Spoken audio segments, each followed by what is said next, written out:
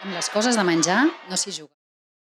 En estos últimos años hemos asistido a la precarización del mercado laboral de nuestros aeropuertos debido a que AENA ha realizado una gestión dedicada a primar los términos económicos sobre los aspectos sociales de las plantillas, con el único objetivo de maximizar sus beneficios. Consecuencias de esta gestión, que deja al margen cualquier consideración social, son promover concursos que terminan siendo una mera subasta en la que el ganador es aquel que se atreve a hacer el mayor descuento sobre una tarifa máxima, o el que se atreve a decir que va a cumplir una serie de condiciones técnicas, la mayoría de las cuales siguen siendo un factor económico, simplemente afirmándolo con una frase en un papel. El resultado de esta política es que los concursos abiertos hoy en día, por ejemplo, en muchos aeropuertos españoles quedan desiertos.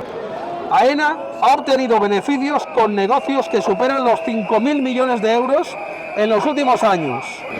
Ante esta situación nos planteamos, ¿es AENA consciente de lo que está haciendo? ¿Está dispuesta como empresa pública a llegar a acuerdos con empresas que no solamente no cumplen lo acordado en los diferentes convenios colectivos, sino que además vulnera de un modo flagrante las condiciones laborales de las personas?